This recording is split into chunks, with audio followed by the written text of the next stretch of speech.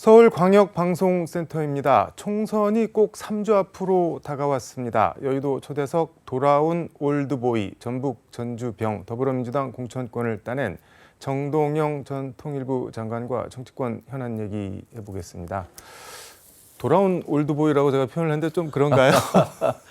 듣기가 그렇게 아름다운 표현은 아닙니다만 1996년에 15대 총선에서 전주에서 전국 최다 득표로 당선하시고 16대 재선하시고 그리고 민주당 소속으로 지금 전주에서 다시 나오시는 거는 20년만 아니신가요? 뭐 그렇게 된 셈입니다. 소회가 있으실 것 같은데요. 예, 이제 소환 명령서를 받은 느낌입니다. 그러니까 국회에 들어가서 좀 네. 제대로 싸워라. 윤석열 정권과 싸우고 네. 또 지역 홀대 네. 무시된 그 자존심이 지금 굉장히 상해에 계시거든요. 전북도민들께서 네. 제대로 좀 가서 싸워라 하는 그런 차원에서 소환을 하셨다고 생각합니다. 그러니까 소환 명령이라고 표현을 해주셨는데 전주 유권자들이 선택해 주신 이유가 그거라고 보시는 거네요. 그러니까. 윤석열 정권의 이 국민을 무시하는 이런 행태에 네. 대해서 민간 독재 정권에 대해서 제대로 맞서 싸우는 사람이 없지 않느냐 하는 여론이 팽배했습니다. 그것이 이유라고 생각합니다. 뭐 목소리를 내야 할 사람이 필요했다. 그리고 그게 이제 제가 됐다. 뭐 그런 말씀이신데 경선 감사 인사로 페이스북에 고맙습니다. 이렇게 5글자 적어 놓으시고 지금은 싸워야 할 때라며 호남 민주 벨트 이렇게 적어 놓으셨던데 이건 어떤 뜻인가요? 이번에 이제 전남북 광주를 보게 되면 광주가 이제 아주 돋보이는데요. 네.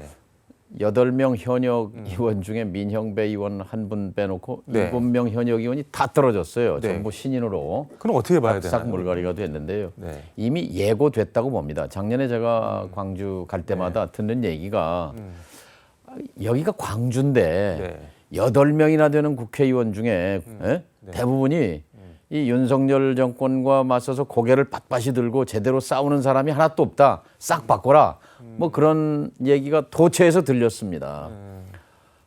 이제 그 바람이 전남 전북에도 다 이렇게 네. 퍼졌거든요. 제가 사실 선거 사무소를 1월 달에 개소하면서 대형 현수막을 건물 전면에 내걸었는데 네. 그 제목이 지금은 싸워야 할 때입니다. 근데 그거에 공감을 하시는 분이 많았습니다. 오늘도 뭐 민간 독재 이런 말씀을 해주셨는데 백색 독재 뭐 이런 예. 표현도 하시고 그다음에 윤석열 폭정 정권 심판 이런 표현 구도 많이 구어 같은 거 많이 쓰시는데 좀 과한 거 아니냐. 특히 폭정 같은 경우는 뭐 저 왕조 정권의 무슨 뭐 연산군 폭정 뭐 진시황 폭정 이럴 때나 쓰는 말인데 이거 좀 선거로 뽑힌 대통령인데 그게 좀 과한 거 아니냐 이런 지적도 있을 것 같습니다. 중요한 지적을 하셨는데요. 뽑히기는 선거로 뽑힌 건 맞습니다. 네. 그래서 백색 독재라고 하는 것이고 폭정이라고 말하는 것인데요. 스웨덴 민주주의 다양성 연구소라는 데서 2년에 한 번씩 전 세계의 네. 민주주의의 척도를 재고 순위 발표를 합니다. 한국이 17등에서 2년 전에 네. 47등으로 곤두박질을 했어요. 30계단을 미끄러졌는데요. 2년 만에요? 예. 근데 2년 전까지는 한국이 모범적인 민주주의, 특히 3만 불 이상 네. 인구 5천만 이상의 3050 클럽에서는 가장 선두에 섰던 영국, 프랑스, 독일을 제치고 선진 민주국가로 분류됐던 대한민국이 네. 지금 이 연구소 발표를 보면은 그리스, 폴란드, 홍콩 뭐 이런 급의 나라와 같이 민주화에서 독재화로 전환되는 국가. 지금 독재화로 전환이 되고 있다. 그런 표현이 있나요? 독재화로 전환? 예. 그런 전환 국가라고 이렇게 카테고리를 만들었는데 자, 이게 그냥 주어진 민주주의가 아니잖아요. 네. 광주의 희생과 5.18의 희생과 수많은 젊은이들의 피 흘림으로 그 바탕 위에 꽃 피운 민주주의인데 어떻게 한 사람의 대통령이 선거에 뽑혔다는 이유만으로 해서 이것을 거꾸로 돌리고 대표적인 게 뭐 증거는 차고 넘칩니다만은 네. 도주대사 케이스입니다. 호주대사가 아니라 요즘 도주대사라고 말하지 네. 않습니까? 대통령 권력은 왕조 때 권력과 다릅니다. 이건 선출된 권력이기 때문에 네. 헌법과 법률에 의해서 집행돼야 하는 것이지 헌법과 법률을 거스르면 위반하면 네. 탄핵 대상이 되는 겁니다. 지금 굉장히 위험한 권력 운용 행태를 보이고 있는 거죠. 이 명백하게 윤석열 폭정 맞습니다. 백색 독재 맞습니다. 민간 독재 맞습니다. 이종섭 전 국방부 장관 호주 대사 임명이 이게 어떻게 탄핵까지 연결이 되는 건가요? 딱 닉슨 탄핵과 닮은 꼴이 되고 있는데요. 야당 당사를 도청한 그 범죄 행위보다도 네. 이것을 은폐하려고 했던 공작, 네. 이것이 사법방해죄에 해당됐거든요. 닉슨의 탄핵 사유는 직권남용, 네. 권력남용과 사법방해인데 이 도주대사를 임명해서 호주대사를 도피시킨 것은 범죄인 도피죄에 해당되는 겁니다. 그리고 이 그렇게 갑작스럽게 도주시킨 배경에 네. 바로 권한남용, 직권남용이 있거든요. 딱 닉슨 탄핵 케이스와 닮은 걸로 돼가고 있고요. 이종섭 도주대사, 호주대사 전까지는 그러니까 이 권한남용, 직권남용만 가지고 혐의가 집중됐는데 네. 이제는 거기에 범죄인 도피죄까지 이제 명명백백해지는 거죠. 이거는 지금 국민들 입장에서 봐서 네. 굉장히 국민을 무시하는구나. 지금이 왕조 시대 아니지 않습니까? 이승만 시대도 아니에요. 전두환 시대가 아닙니다. 분명히 2024년입니다. 민주주의 시계는 2024년인데 어떻게 해서 권력 운용을 이런 식으로 불법 무도하게 하는가에 대해서 국민이 화가 나 있습니다. 그래서 최근에 아마 윤 대통령에 대한 그 부정적인 여론이 늘어나고 여당에 대한 지지가 떨어지고 하는 것도 이것이 핵심적인 이유라고 생각합니다. 지금 말씀하신 일련의 뭐 사태 전개 과정 뒤에 그럼 대통령께서 있다고 보시는 건가요? 그러면? 지금은 이제 그런 의혹을 받고 있는 거지요. 7월 30일 날, 작년 7월 30일 날 이 박정훈 대령이 이 사단장까지 포함해서 8명에 대한 이제 수사 기록을 가지고 장관 결재를 받았단 말이에요. 네. 그러면서 흔쾌히 잘했다고 격려를 해줬단 말이에요. 그런데 딱 24시간 만에 입장이 180도 바뀌었어요. 근데 이 입장이 180도 바뀌기 직전에 그 대통령실 내선 번호와 이종섭 장관이 통화를 한 거거든요. 그리고 이 관련해서 지금 장관, 국방장관, 호주 대사로 임명한 거에 그치지 않고 이 사람을 지금 공수처 수사가 진행 중인데 출국 금지를 해제해서 급거 출국을 시켰단 말이죠. 네. 국제적인 망신이기도 하고 분명히 아까 말씀드린 대로 범죄인 도피죄까지 이제 그 혐의까지 더 커진 겁니다. 지금 뭐 거침없이 말씀을 하시는데 혹시 기사 보셨는지 모르겠는데 장관님이 출연한 YTN 라디오 뭐 뉴스킹 박지훈입니다. 여기가 선거방송 심의위에서 법정 제재인 관계자 징계를 받았는데 그 여당 추천 심의위원이 뭐 징계위원회에서 한 얘기를 보면 이분 왜 불렀냐, 뭐 왜 하필 이분을 불러서 뭐 이렇게 지적을 했다고 합니다. 그러니까 뭐 쉽게 얘기하면은 아니 왜 사람 많고 많은데 출연할 사람 많고 많은데 그 정동영을 불렀냐 징계 뭐 이렇게 한 건데 이거를 어떻게 봐야 될까요? 우선 유재광 이사가 걱정이 됩니다. 앵커가 저도 사실 어제 그 기사 보고 이거를 해야 되나 오늘 징계 당할 수 있지 않을까. 바로 이게 입틀막 정권의 증거입니다. 입을 틀어막는 정권. 그러니까 국회의원은 헌법기관입니다. 명색이. 국회의원의 입을 틀어막고 헌법기관을 번쩍 들어서 의원이요. 바깥으로 내동댕이 치질 않나.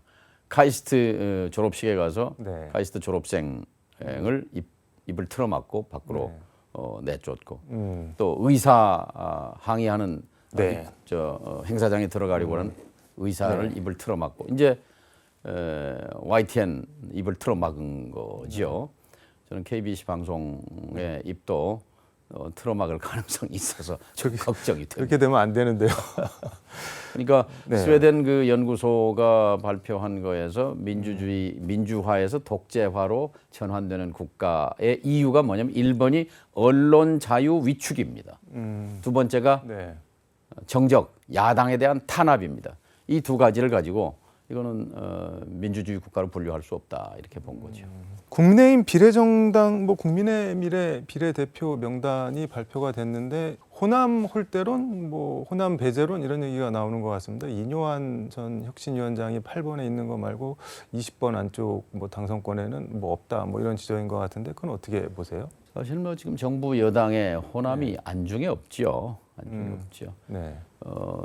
지금 대통령이 민생 탐방이라고 해서 16번인가 17번 지방을 네. 갔습니다. 명백한 선거 중립 의무 위반입니다.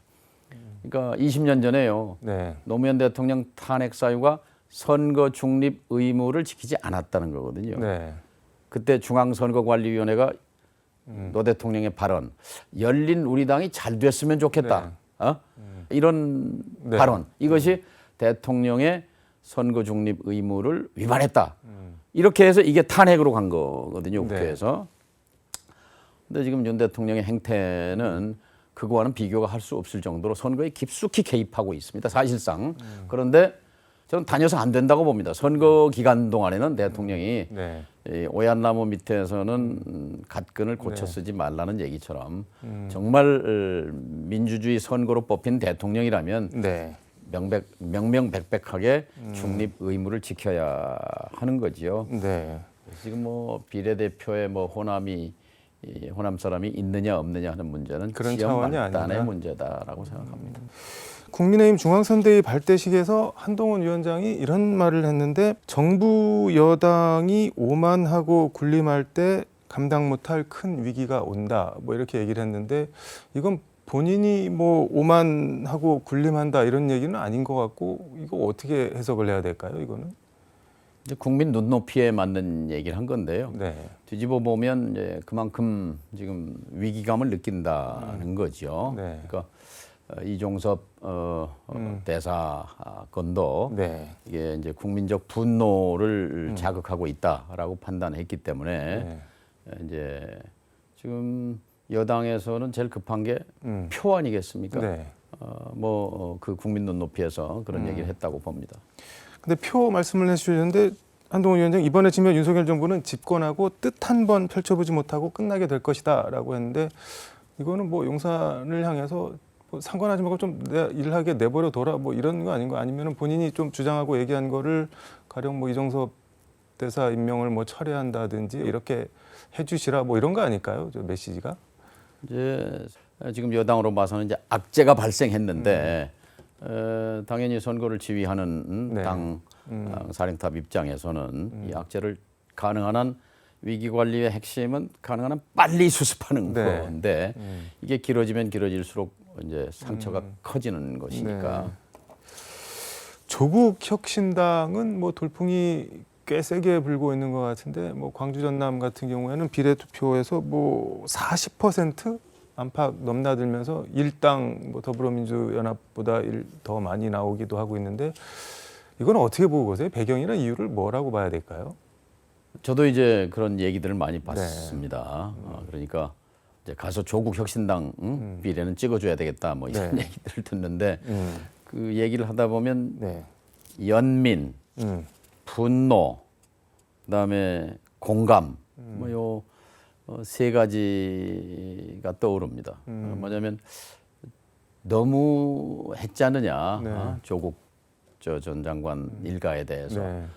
조선 시대 같으면은 이제 뭐 멸문지화라고 그래서 삼족을 멸한다 뭐 이런 게 있었지만 민주공화국 시대에 한 가족을 이렇게 탈탈 털어서 일가족을 이렇게 매장할 수 있느냐 하는 거기에 대한 일반 시민들의 연민이 있고요. 그다음에 이렇게 하는 권력의 행태에 대한 윤 정권에 대한 그 분노가 있고 그래서 그런 심정이 어우러져서 네. 지금 조국 혁신당이 내걸고 있는 3년은 너무 길다. 그게 공감하는 거지요. 그리고 이 정권에 조기 종식이 필요하다 하는 그런 주장의 선명한 주장에 대해서 네. 공감을 그래서 연민, 분노, 공감 그 결과 아닌가 싶습니다. 말씀을 듣다 보니까 갑자기 궁금해졌는데 그 말씀하신 연민, 분노 이런 게 왜 이재명 대표나 민주당한테 확 쏠리지 않고 더 조국 쪽으로 많이 가는 걸까요? 이 언론 환경 탓을 많이 합니다만 어쨌든 간에 네. 이 공천 과정에서 많이 상처를 받은 게 사실이거든요. 네. 조국 혁신당이 등장하면서 일단 그 윤석열 정권 심판에 대한 폭이 넓어졌다고 봅니다. 제일 중요한 건 선거에서 네. 내 편 상대편이 아니라 가운데 있는 분들이잖아요. 네. 근데 가운데 있는 분들이 조국 혁신당을 많이 바라보고 있는 것은 그 야권의 폭이 넓어진 거고 네. 또 여당 심판의 가능성이 높아진 거죠. 나쁜 게 아니라는 거네요. 그럼 조국 혁신당이 결과적으로는 뭐 궁극적인 목표가 같지 않습니까? 이 정권을 합법적으로 조기에 종식시키든지 아니면 강제로라도 국정의 방향을 틀게 하려면 네. 그냥 이겨서는 안 되고 크게 이겨야 한다. 크게 이겨야 하는데 그러려면 투표장에 나가야 되는 거거든요. 네. 근데 이제 민주당 혼자 있을 때보다 조국 혁신당이 이제 뭐 등장하고 뜨면서 그런 선거 참여 열기가 좀 올라오고 있다 이렇게 생각이 됩니다. 합법적인 정권 조기 종식 얘기를 뭐 조국 대표도 여기 여의도 초대석 와서 얘기를 하던데 일단 레임덕을 만들고 레임덕을 심화시켜서 뭐 데드덕 뭐 죽은 오리를 만들어야 된다 뭐 그렇게 얘기를 하던데 그러면 장관님도 거기에 일정 부분 동의를 하시는 건가요? 그러면? 동의할 뿐만 아니라 제가 그 얘기를 뭐 제일 먼저 한 원조이신가요? 네. 아, 정말 2년 만에 나라를 이렇게 망가뜨리기도 참 쉽지 않은 일이에요. 무슨 다른 걸 떠나서 네. OECD 국가 가운데 물가가 제일 많이 오른 나라가 한국입니다. 4.3%나 올랐어요. 성장률 꼴찌가 대한민국입니다. 1.4%. 물가 오른 게 대통령 잘못인가요? 정책의 실패죠. 뭐 전면적으로 그거는 정책 잘못이고 실패죠. 네. 우리나라는 물건 만들어서 수출해서 돈 버는 것이 경제의 네. 큰 줄거리인데 물건 파는데 가령 뭐 이 사람 저 사람 가립니까? 선거로 뽑힌 이 정권은 네. 러시아 물건 안 팔아도 된다는 거 아니에요. 중국에 안 팔아도 된다는 거 아니에요. 근데 결과적으로 피해는 누가 봅니까?